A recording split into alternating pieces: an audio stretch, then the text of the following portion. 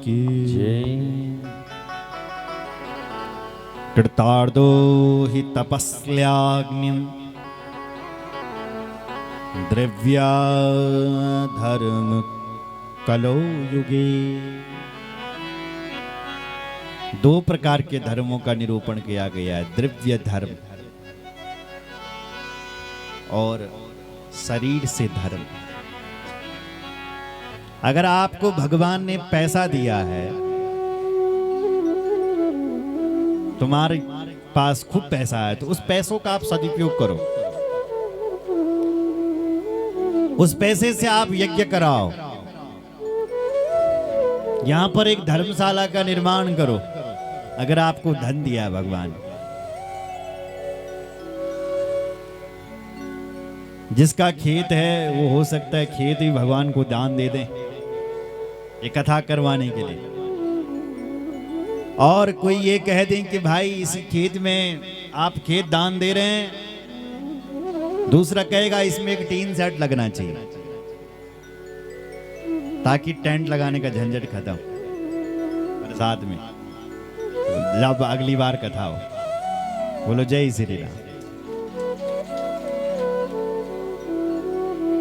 कई लोगों के पास धन आ गया तो यहां पर 2-4 कमरों का निर्माण हो जाए ताकि होटल में जाना बंद। कमरों की व्यवस्था यही होनी चाहिए भक्तजनों के लिए। अगर आपके पास धन है तो उसका सदुपयोग, उसका धर्म होना चाहिए। और अगर जिसके पास धन नहीं है, पैसा नहीं बल जाएगा मां, वो भी धर्म कर सकता है। वो किससे बोले? वो शरीर से धर्म करे। शरीर से क्या करें? सुबह सुबह आकर के सेवा करो, यहां झाड़ू लगाओ, सफाई करो, शरीर से धर्म है ना। पद यात्राएं करो, शरीर से जो जो आपसे हो सकता है, शरीर से धर्म करो, ताकि जिसके पास धन है उसको जितना पुण्य मिल रहा है उतना पुण्य आपको शरीर से कर्म करके वो धर्म हो जाएगा। सुन रहे हैं? कहा गया है कि सबसे बड़ा कलयुग में यदि धर्म है तो वो दान है। दान करें। प्रगटे चारि पद धर्म की, कलि महु एक प्रदान। जैन के एहन विधि दीन्हि, तो दान करई कल्याण। धर्म के 4 पैर हैं, सत्य, दया, तप और दान। तो कलयुग में केवल दान ही महान है। दान महान, दान करई कल्याण। बोलो जय श्री राम। सतयुग में ध्यान श्रेष्ठ था। त्रेता युग में तपस्या श्रेष्ठ थी। द्वापर में यज्ञ श्रेष्ठ थे। और सुनो जरा, यो कलिकाल जो बल, इस कलिकाल में प्रतिमा पूजा, प्रतिमा पूजा सर्वश्रेष्ठ है। भगवान का विग्रह की पूजा, मूर्ति पूजन, प्रतिमा पूजा करें। बोलो जय श्री राम। आपको सिद्धियां मिल जाएगी। देखो भाई, जब सतयुग था तो धर्म पूर्ण रूप में था, पूर्ण रूप।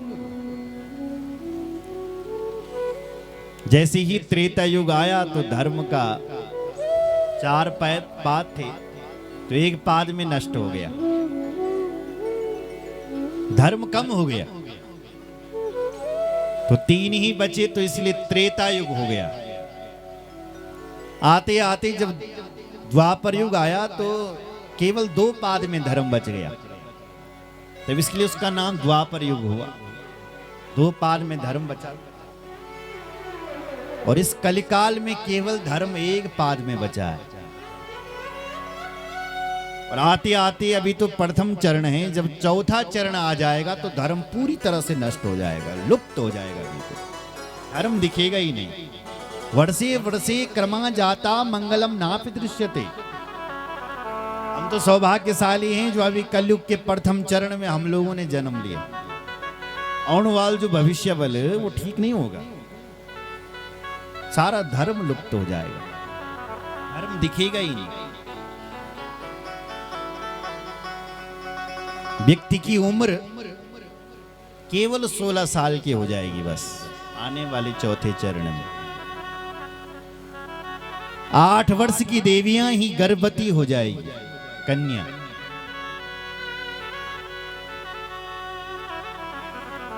अभी तो हम सौभाग्यशाली हैं, आपको 120 वर्ष 5 दिन की उम्र मिल रखी है। व्यक्ति यदि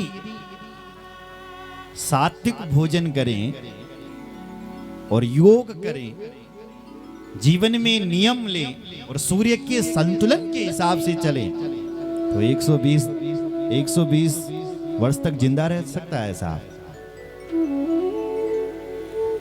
अब उठने लगिया तब जब घाम लगने लगी हूं 8 बजने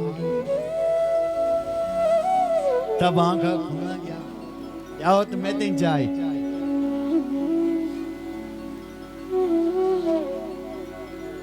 सूर्य उदय से पहले उठे, सूर्य नारायण आपको ना जगाएं, तुम भगवान सूर्य को जगाएं। तब देखो आपके अंदर सूर्य के हिसाब से जगत रूपस्य सूर्यस्य, जगत रूप हैं भगवान सूर्य, उनके हिसाब से अपने जीवन को आप चलाएं तो आप सुखी हो जाएंगे। बोलो शंकर भगवान की जय। हर हर महादेव। 4 चीजें इस कलयुग में महान है साहब, अगर आप सिद्धि चाहते हैं। पहली, अग्नि पूजा परा नित्यम, गुरु पूजा रतास्तथा, ब्राह्मणानां तृप्तिकर, सर्वे स्वर्गस्य भागिना। अग्नि पूजा परा नित्यम, अग्नि पूजा करें। बोलो जय श्री राम।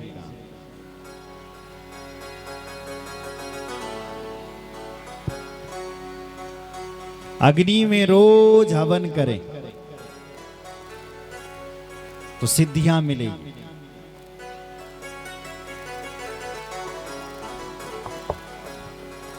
गुरु पूजा रतास्तथा, गुरुदेव पर श्रद्धा रखी।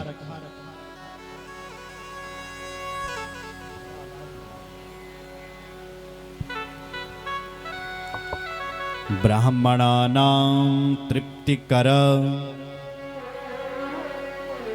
ब्राह्मण भोजन,